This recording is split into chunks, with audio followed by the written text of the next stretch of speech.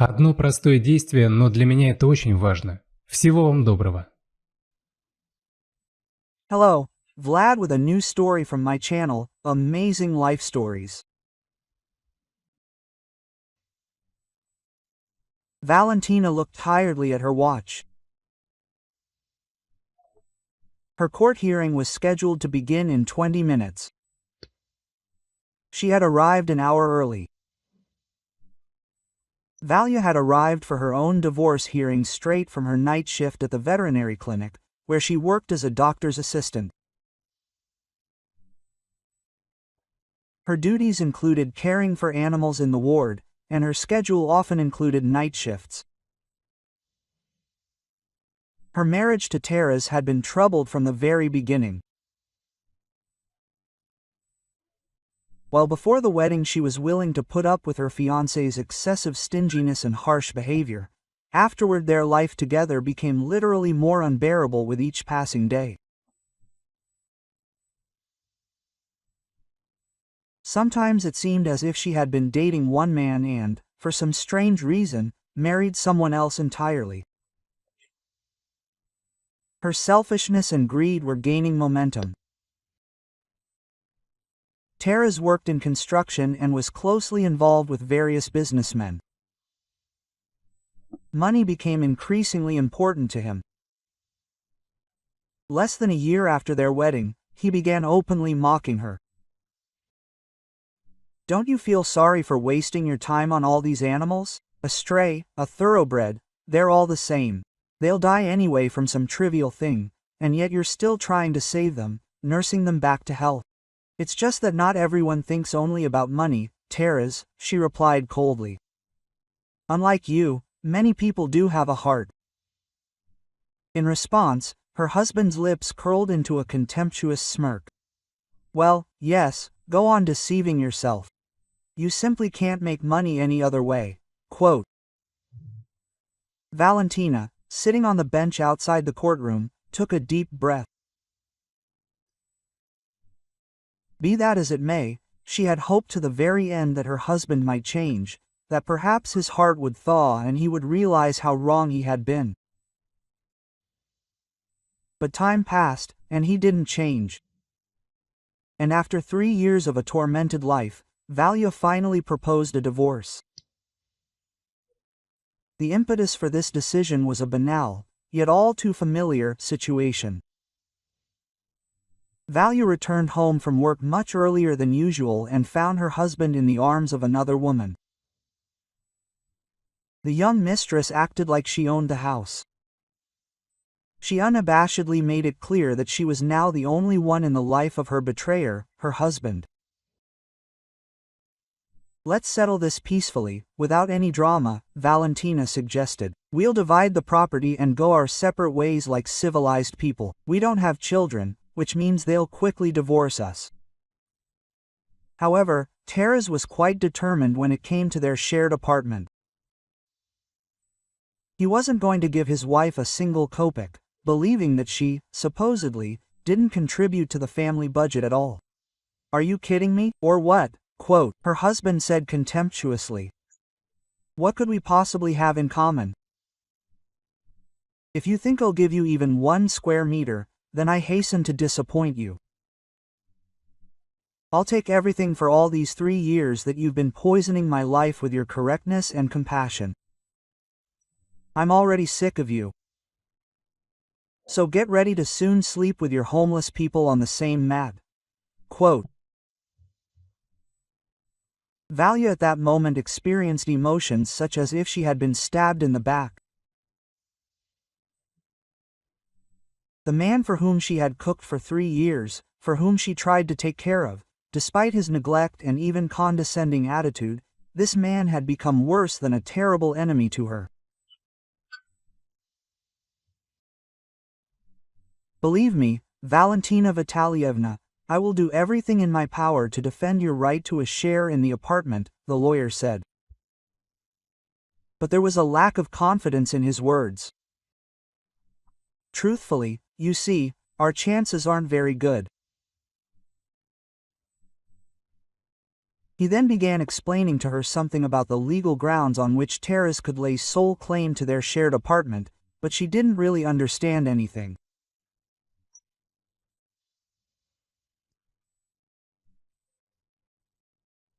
Unfortunately, she simply didn't have the money for a good lawyer, so she was already bracing herself for a loss, although she faintly hoped that the free lawyer provided by the state could perform a miracle.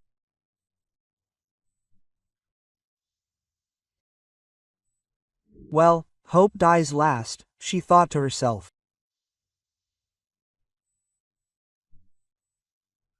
With these thoughts, Valentina entered the courtroom, trying not to look at Taras, who had just arrived with his young mistress, who was dressed too brightly for such an event.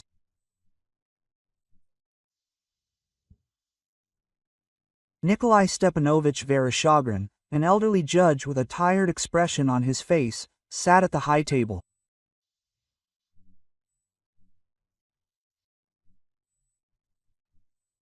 His dark brown eyes regarded the Krylovs without much interest, yet Valentina couldn't help but notice how penetrating that gaze was, as if the judge were studying them closely, though doing so more out of reflex than from a genuine desire to understand.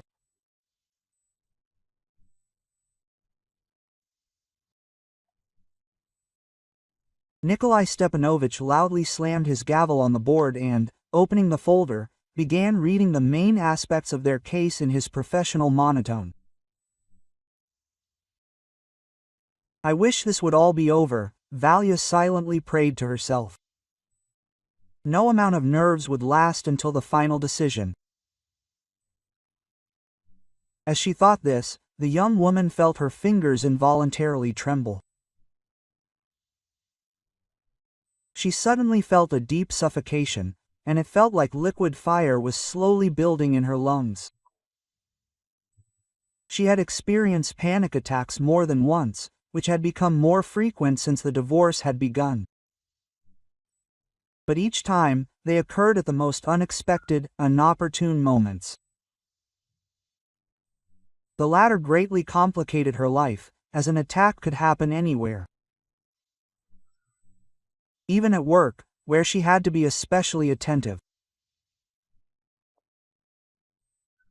And now, listening to her pounding heart, Valia dreamed only of the judge finishing their divorce as soon as possible.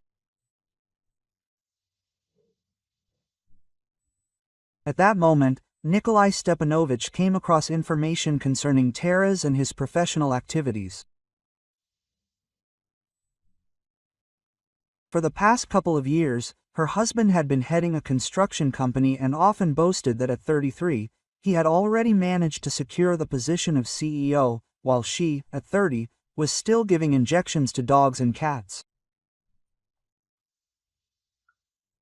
Glancing at the businessman's personal information, the judge suddenly winced and fell silent.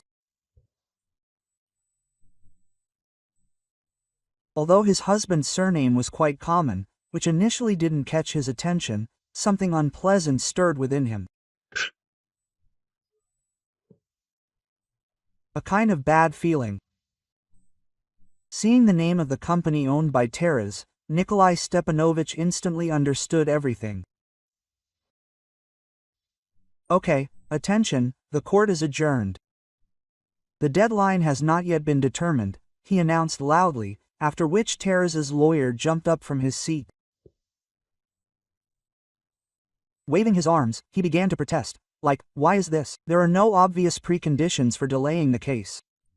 So you think I'm not competent enough in my job? Quote. The judge looked at the lawyer with a warning glance. Unfortunately, I really cannot continue to handle this case. In this case, there is a conflict of interest. Quote. Nikolai Stepanovich shook his head and explained, looking at the perplexed spouses. It so happens that my family is one of the plaintiffs in the class action lawsuit we filed last week with the investigative committee. This lawsuit concerns the initiation of criminal proceedings against the company that you, Taras Anatolievich, manage. What? Quote. The man was genuinely astonished, then turned to his lawyer and shouted almost hysterically, "Why didn't you tell me anything about this? What do you mean the investigative committee? Quote, why am I paying you so much money?" The lawyer began to weakly justify himself by claiming that the information hadn't reached him yet. However, the judge interrupted their squabble with a gesture. "Just so you know, Taras Anatolievich, this case concerns fraud on an especially large scale, as well as failure to comply with safety requirements and the provision of services that do not meet the safety of life and health of consumers." Taras made a maximally serious expression on his face. "I don't understand what you're talking about. This is the first time I've heard of such a thing. This is a provocation, dirty slander." Quote, Nikolai Stepanovich tried to speak as restrainedly as possible, but Valentina didn't miss the anger hidden in his voice. "Well, if you don't understand what I'm talking about, remember the municipal school where your company carried out major repairs last year. By the way, my grandson also studies there, and he also became a victim of your greed and completely disregard for work. Perhaps this will refresh your memory." Quote. The judge looked meaningfully at Taras, and he turned pale and stopped short. Valia looked at her ex-husband in surprise, wondering what could have happened if even the judge was going to go against him.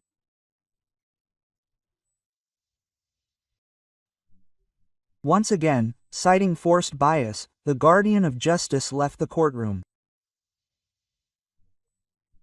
As she left the building, Valentina turned around and saw her mother-in-law glaring at her with hatred. She and Anna Kirilovna had never had a particularly warm relationship. But Val hadn't expected her husband's mother to hate her so much. The next minute, her son joined her in the company of his new passion. Her husband's mistress caught Valentina's sad gaze and grinned insolently, showing everyone that this wasn't the end.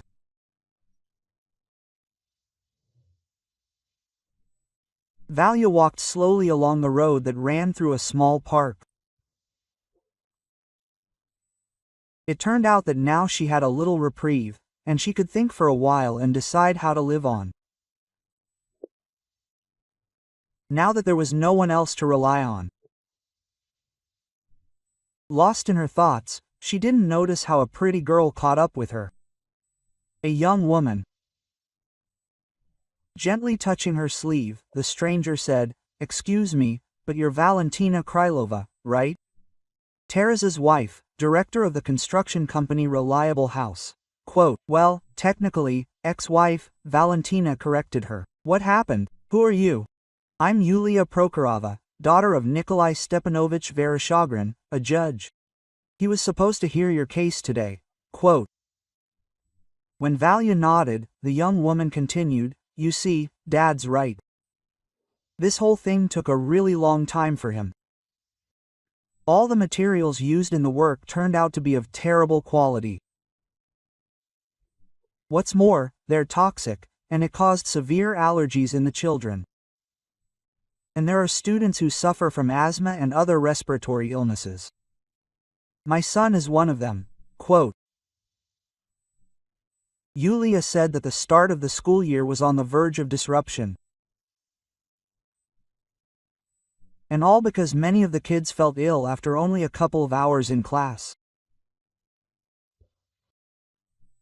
You can't imagine what we went through when Vanya was taken away in an ambulance right in the middle of class. He couldn't breathe. Valentina listened to her with wide eyes. Of course, she knew Taras would do anything for money, but to put children's lives in danger was beyond the pale. And now the entire renovation has to be completely redone, Yulia said, almost in tears. The school is closed, and the children risk spending several more months in distance learning. But the contractor, your husband's company, refuses to redo everything. We, the kids, did all the work, got the money, and we're not going to do any more renovations. After listening attentively, Valentina expressed sincere sympathy. Yes, it's very sad that your son has found himself in this situation. I wish him a speedy recovery, but how can I help? My husband and I haven't been close lately, and I had no idea what his company really did. A sincere pleading shone in Yulia's eyes. You can help, just please don't refuse. I want to give this case a wide publicity. I need everyone to know how important money is to a reliable home, not the quality of the work. And how do you plan to do that? Quote. Valentina asked with interest. I know a journalist, a very good one. All I need is to give him an interview where you honestly tell him what a greedy and cunning man your husband is. Please help, quote. Valia agreed. After all, Tara's really deserves it. Okay, she nodded. Just tell me when to expect your journalist. Yulia sincerely thanked Valia, almost crying from her agreement to help.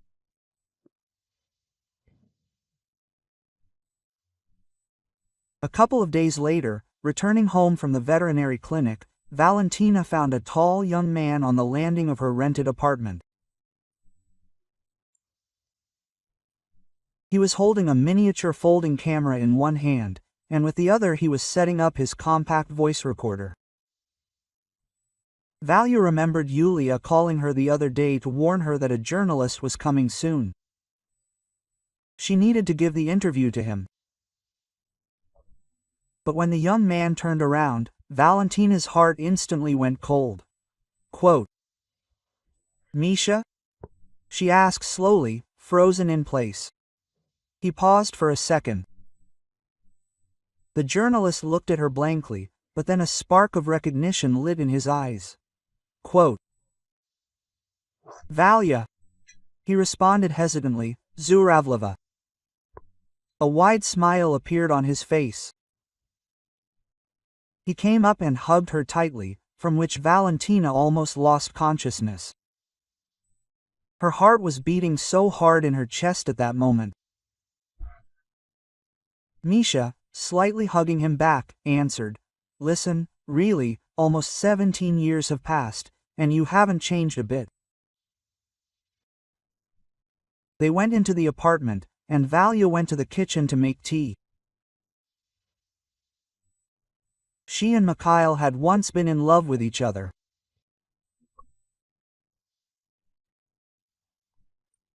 It happened back in school, in high school, but then for the girl all this was the purest, most beautiful and bright feeling that she carried through the years, carefully keeping it in her heart.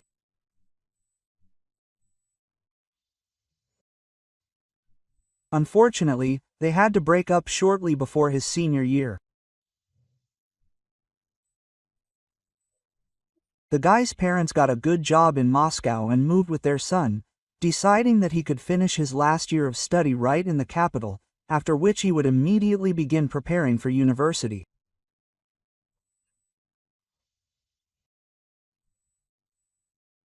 Valia remembered how her heart was suffering then, but even Misha himself could not do anything.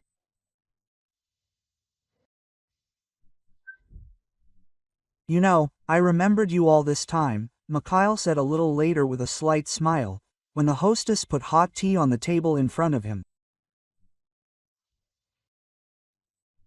I often thought about our walks in the park in the rain, and in general. Yes, it was so long ago.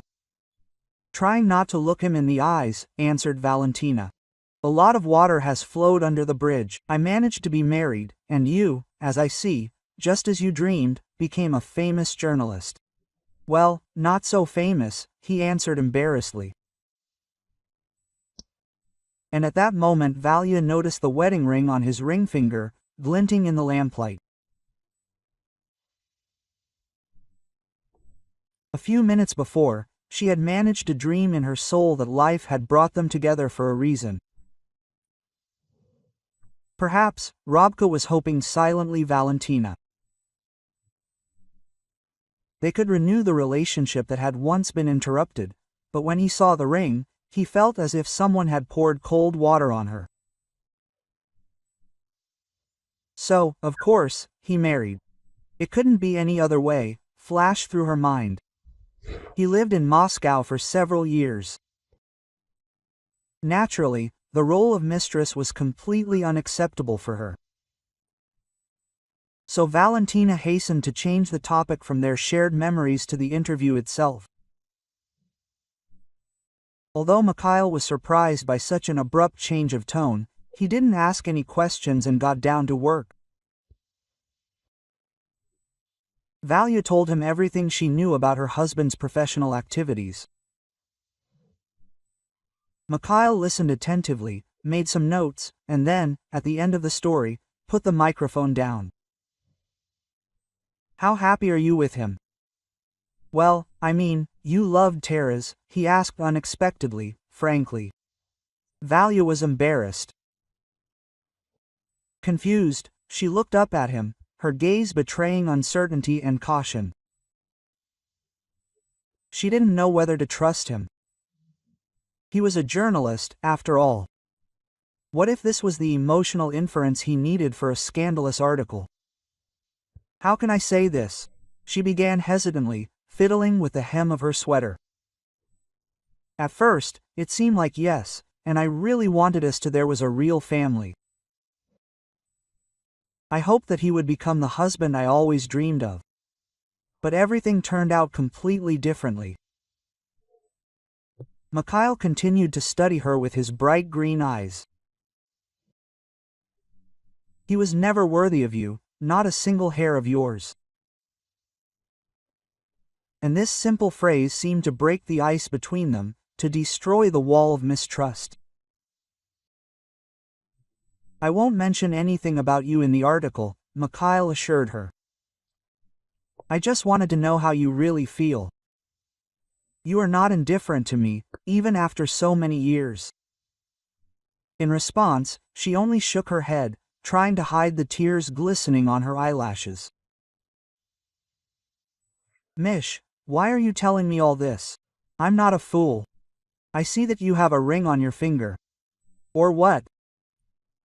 Do you want me to be your entertainment during a business trip?" Genuine bewilderment flashed in the journalist's eyes. "How could you think such a thing about me? I would never do that to you. And the ring is a memory of my late wife." Valia felt as if boiling water had doused her. She was so ashamed at that moment. "What are you, a sellout?" "Forgive me, Mish, it's so awkward. I sympathize with you." Valentina rushed around the kitchen, not knowing what to do with herself. She certainly didn't expect that the man who was in her heart had still experienced such grief. "Calm down, it happened 3 years ago." "I think I've gotten over my pain," he said calmly. Mikhail pulled a small color photo out of his wallet. It showed 3 wonderful kids. They all looked no older than 3. Quote, "Who are these?" Valia asked in surprise. Then it dawned on her. Quote, "Are these your kids? Cool, huh?" Mikhail responded with a proud fatherly smile. "Liza gave me the most precious gift a wife could give. Mashenka, Petya, and Senka. My greatest happiness in life. I'm ready to do anything for them." Quote. Mikhail explained that all these years he'd been caring for his children. He worked 3 jobs in addition to journalism to provide for them. "You understand, even one child is a big expense, and now there are triplets. I work part-time as a copywriter and photographer. Sometimes I travel to private events. In such cases, of course, I have to ask a nanny to watch them. I'm also quite good at video editing. Where do we live? While talking about his part-time jobs, Misha remained optimistic. Of course, he was very tired, but the end result was excellent. His 3 children were preparing to start first grade this year, and he had already bought everything they needed for school, from uniforms to a set of textbooks. No problem, we'll manage, the former lover concluded. Kati, we moved back here a couple of months ago. Moscow has become incredibly expensive. And honestly, there's nothing good for the kids there, whereas it's much quieter here. I want them to spend their childhood without the crazy hustle and bustle of a huge metropolis. Valia looked at him and silently admired him. This single father was a true hero in her eyes. You were always amazing. I knew it, she said quietly. Can you handle such a gang? I don't have children, but I think I can understand you. Quote. Honestly, I can't imagine what I would do in your situation. Mikhail simply dismissed this. Well, if someone really wants something, they'll always find a way to do it.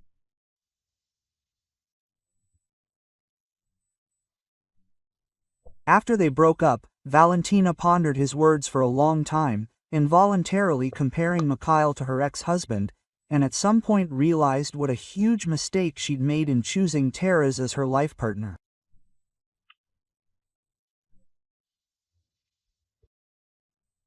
The next morning, on her way to work, Valia unexpectedly ran into her husband and his new girlfriend. Taras was surprisingly calm and tried his best to pretend he was genuinely sorry for the show he'd put on for her back then, after the unsuccessful court hearing. I agree, Lara and I got a bit carried away, he began. But the situation has changed now. Okay. I'll give you your share of the apartment if you keep your mouth shut. I don't need any unnecessary publicity, so we'll get divorced quietly and peacefully. But let's do it quickly, like within this week. Quote. Taras looked expectantly at Valentine, while his mistress practically devoured her with her eyes. I wonder if you've spoken? Quote. Valia shook her head. But it's a bit late. I've already been told everything about you. Quote. How could you do that to poor children? Bought disgusting materials on the cheap? Her husband's expression changed dramatically. Irritation showed through his politeness. Who cares about a couple of people? Maybe they have a slight and weak heart, and anyway, why are you meddling in something that isn't your business? Are you not happy with the price? It's not about the money, Valentina retorted. You know perfectly well that you've suffered far more, including the judge's grandson. Do you have to answer for your actions, Taras? She took a deep breath and admitted that she even gave an interview against him. So I hope law enforcement will pay attention to you, Valia said boldly, raising her chin proudly. What did you say? Taras's face turned purple with rage. Are you out of your mind, you idiot? Taras jerked forward, about to swing at his wife. However, his mistress managed to stop him from such a rash step. She's not worth it, my dear, don't, Larissa said in an unctuous voice. You're not going to let this just go, are you? We'll find a way to get revenge. Quote. Trying to shake off what he'd just heard, the man hissed angrily, well, consider your chance gone. Now I won't just destroy you, you'll come crawling back to me and beg for mercy. Quote. Having said that, the couple departed. But Larissa continued to glance back at Valentina for a long time, glaring at him.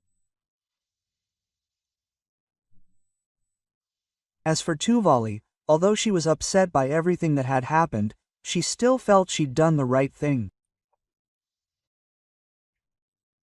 Essentially, her husband had just offered to buy her silence. Arriving at work that same day, she noticed a boy of about 10 in the hallway, a large, shaggy dog lying at his feet, its muzzle and flank covered in blood. Scorching tears streamed down the boy's face, and he kept pressing his head against the dog's head, whispering softly in its ear. This sight touched Valentina. She approached the boy. "What's wrong with your friend, little one?" she asked carefully, sitting down next to him and placing her hand on the dog's ribs.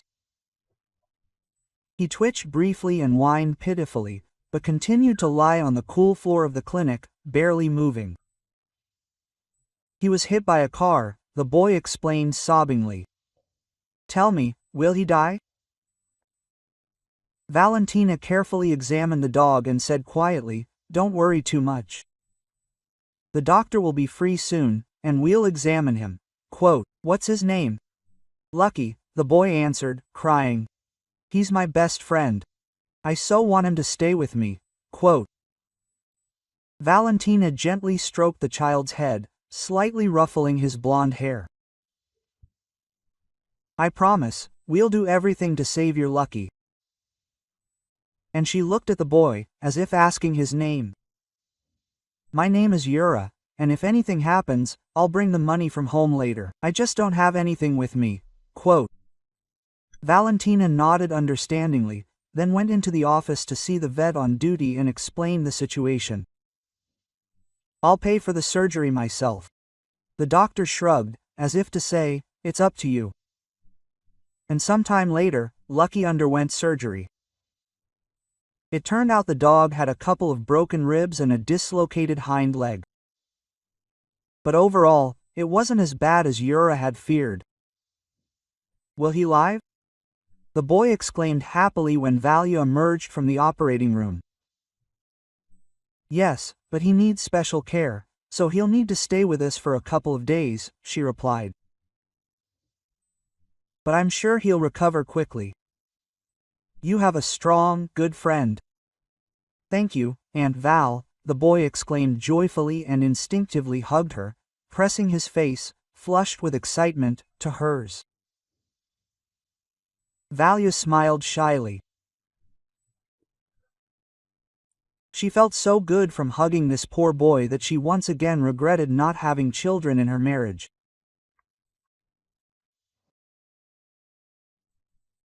After talking with Yura, she learned, to her surprise, that the boy went to the same school as the judge's grandson. So, he was one of those who had personally experienced the effects of toxic materials. Yes, it was that bad. Grandma was worried, the child said indignantly. "I was scared myself then, I thought something would happen to her.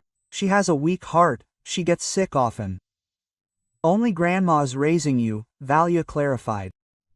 And when the boy nodded, she asked cautiously, "Where are your parents?"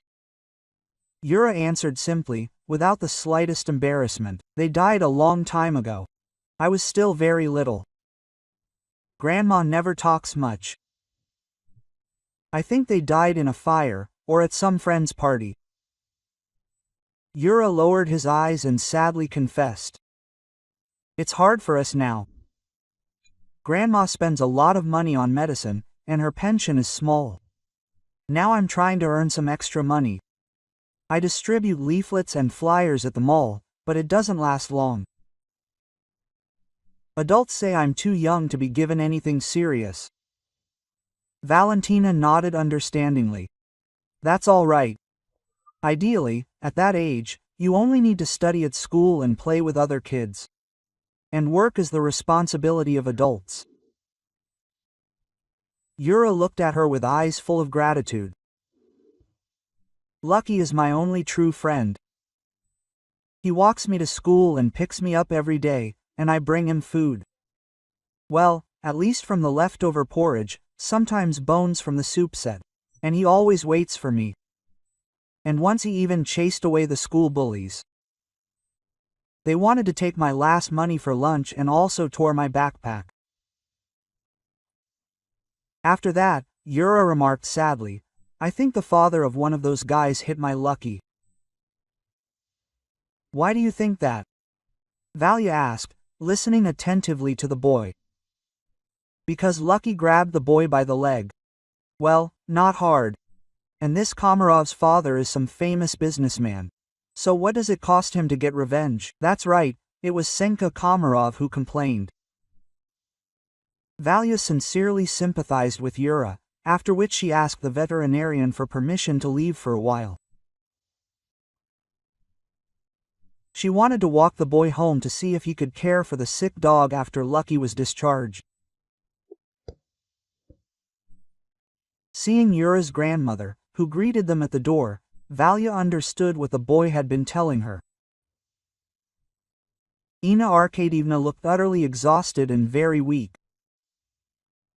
She kept wrapping herself in a wide, fluffy shawl and couldn't get warm.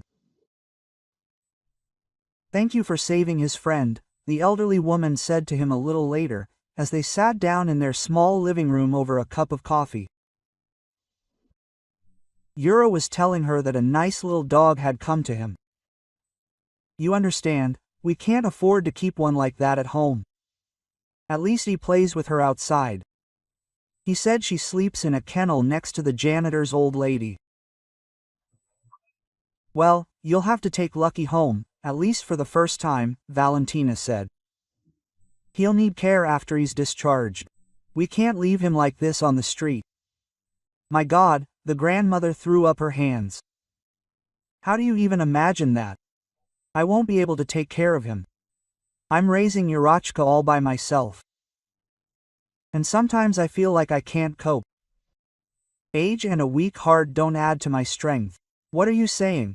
And then there's the dog.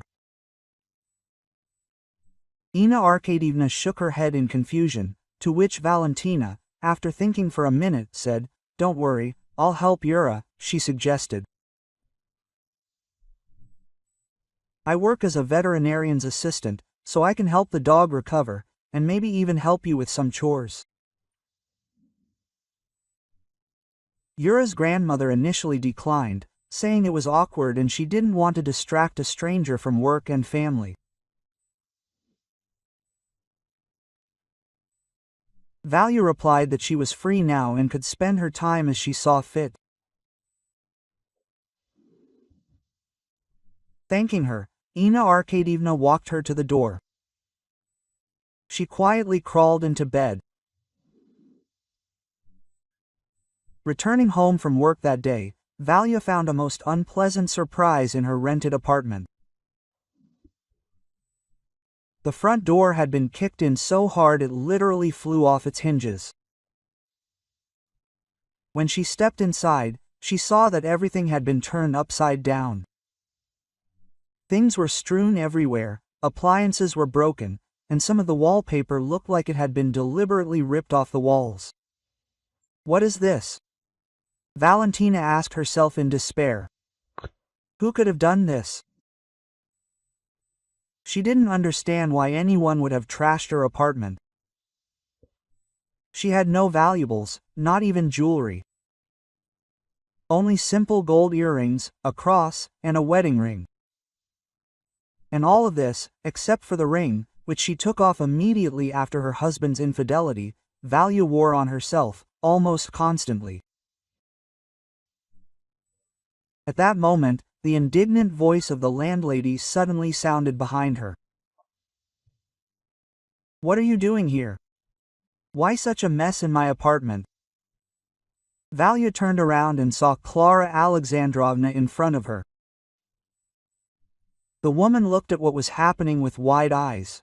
Quote, I don't know myself, Zalechka tried to justify herself. I came, and everything is already like this.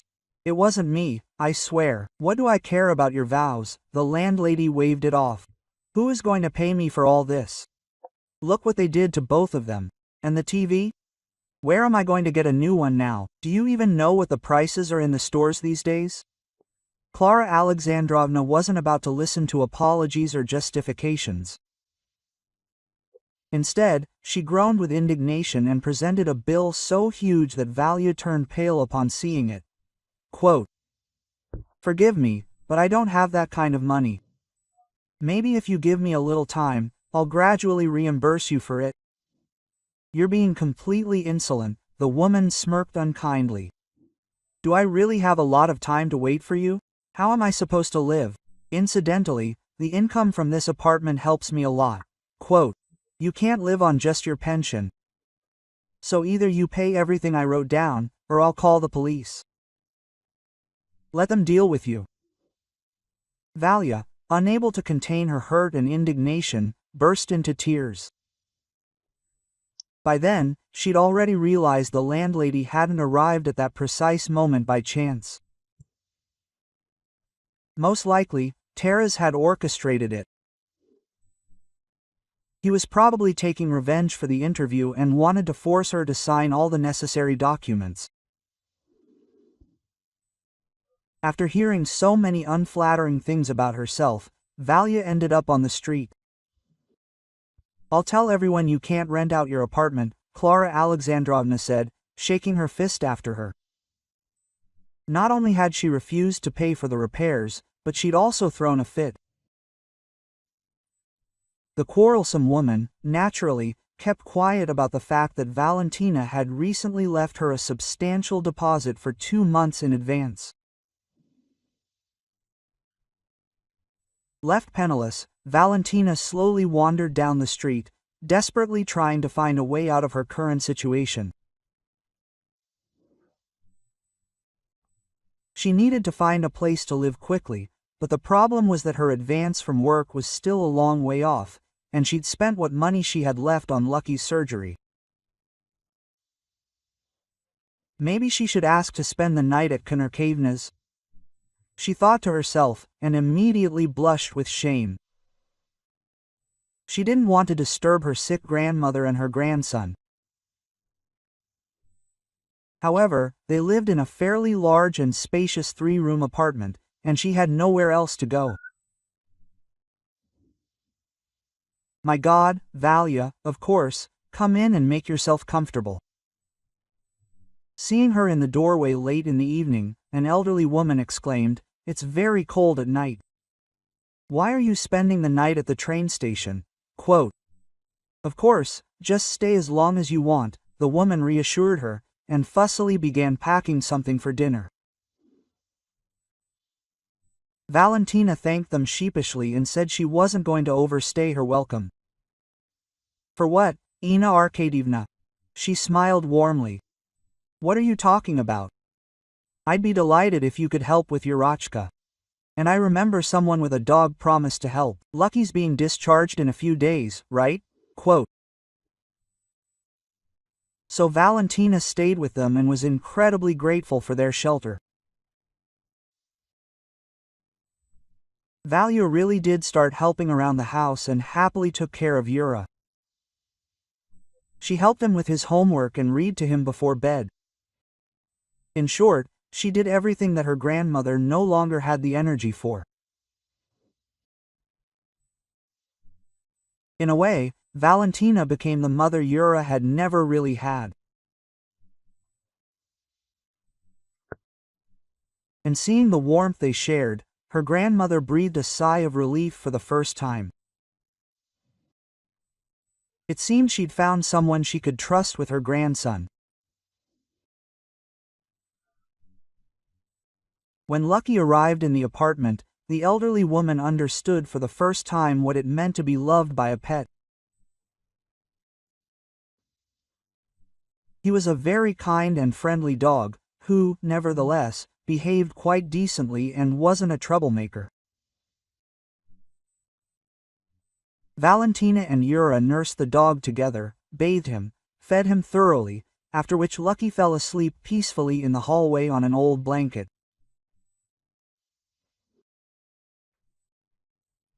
The dog often came into Ino Arkadievna's room and silently laid his large, shaggy head on her lap. She, petting him, quietly shed tears of affection. She had never been so close to animals before, and she really enjoyed it. A few days later, Ina Arkadievna was called to a school meeting. Due to a failed renovation, the issue of homeschooling had to be resolved. "Valchik, my dear," she said. "Maybe you'd go? I've been feeling a bit under the weather lately. Is there some kind of magnetic storm going on? I can't even get out of bed." Quote. Valia agreed. She was even more interested in seeing the school, which had become the subject of such a high-profile investigation, with her own eyes. Upon arriving, Valentina was genuinely shocked by the shoddy workmanship of the renovations. Even her inexperienced eye could see it. There were numerous defects, but what's worse, there was indeed a distinct unpleasant odor wafting everywhere.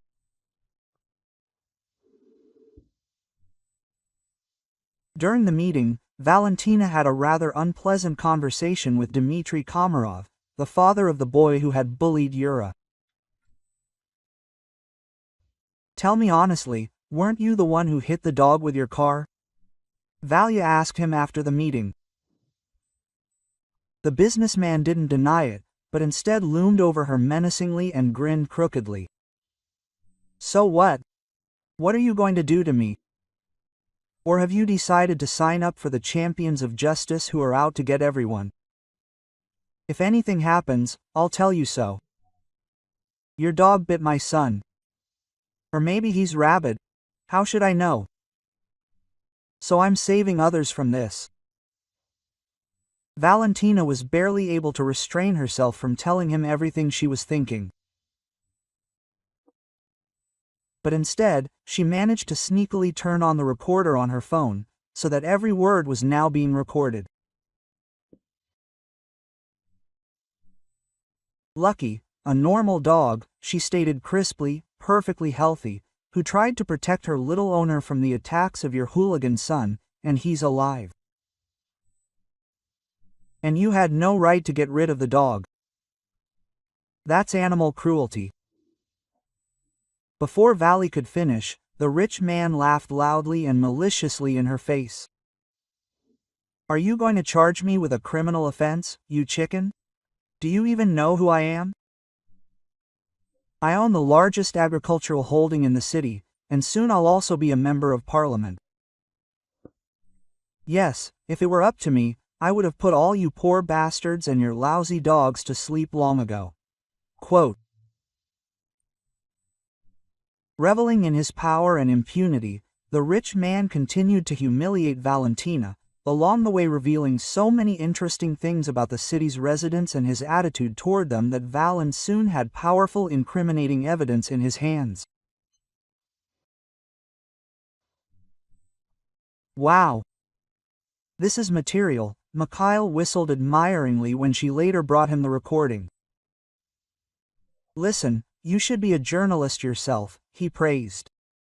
"How professionally can you provoke a rich man into emotion?" "Oh, well, there are plenty of excellent journalists there without me," Valentina dismissed his words. "Tell me, can this be published? And the sooner, the better.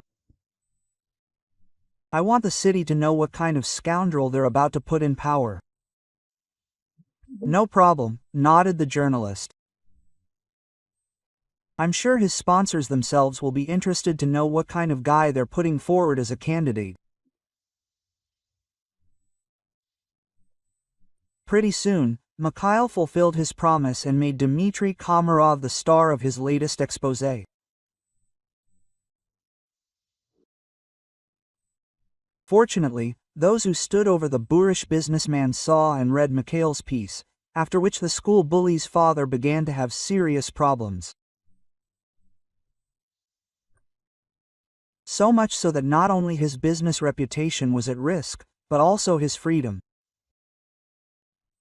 the police became interested in some of his words. At the same time, the school scandal was already gaining momentum in the press. No matter how Taras put on airs in front of his wife, the police had questions for him, so soon the man was brought up on several serious charges that threatened not only huge fines, but also a very significant prison sentence.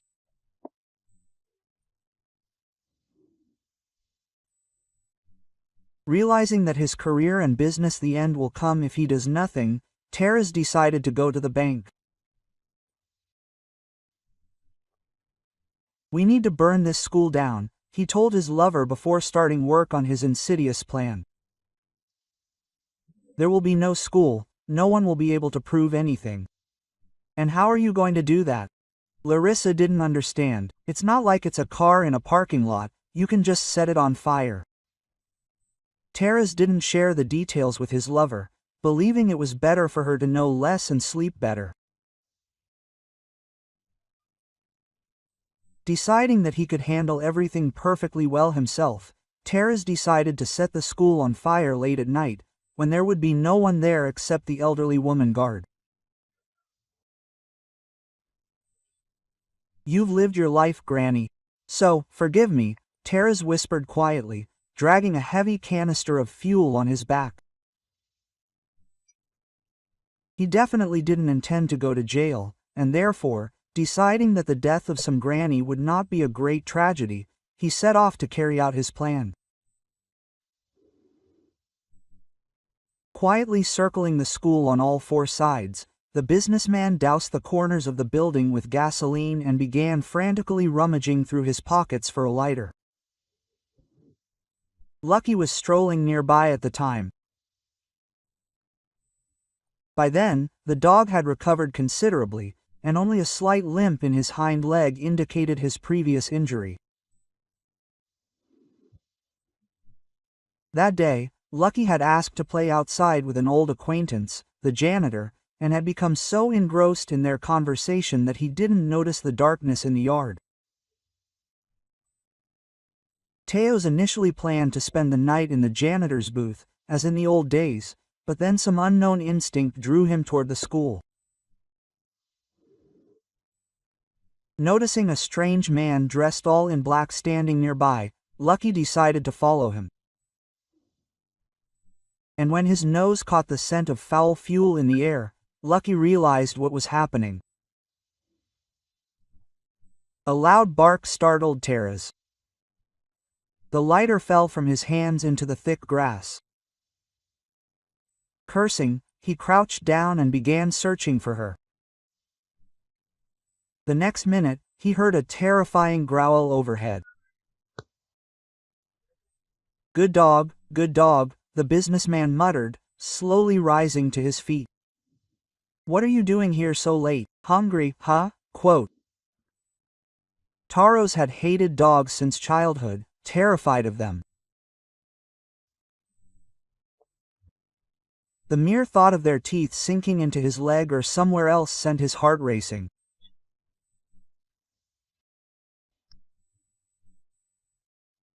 Spurred on by the menacing barking, he took off running, completely forgetting that he'd left the half-full canister right at the crime scene. The very next day, the police dropped by the construction company owner's home and were perfectly able to recognize the perpetrator on surveillance cameras. "Well, Taras Anatolievich," the investigator said with satisfaction. "If anyone had any doubts about your innocence before, they've completely vanished now. Your travel ban is being replaced by pre-trial detention. Sit and think it over in your cell until the trial." Valentina's husband was found guilty on all counts. Vali, upon learning of what had happened, was genuinely happy that her greedy husband had finally gotten what he deserved.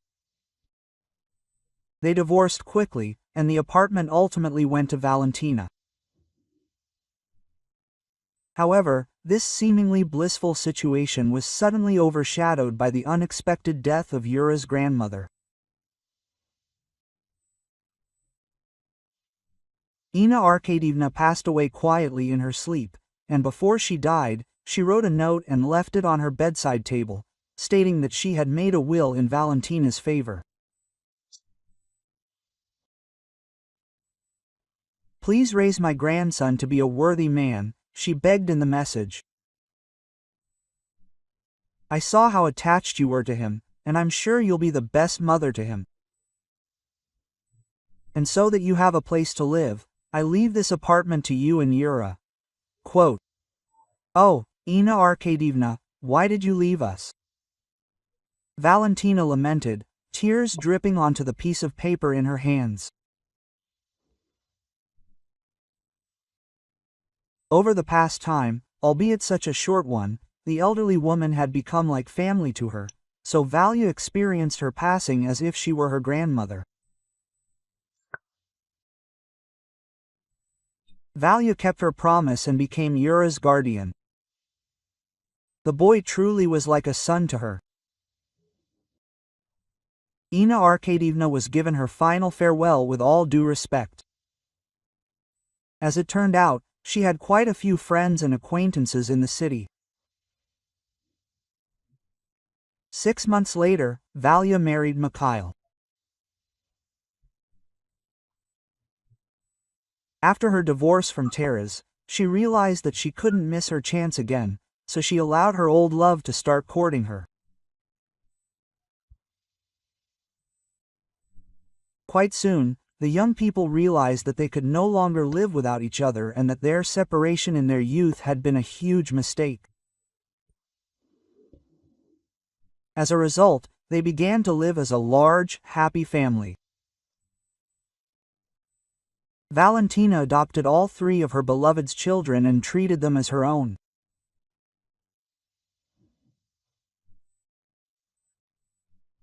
Life together became much easier for them, because now they all knew that in this vast and harsh world, they can always rely on each other.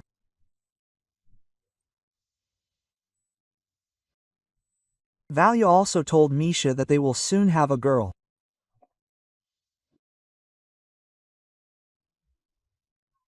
If you like the story, please support me with a thumbs up. It's just one click for you, but it means a lot to me. Thank you. M.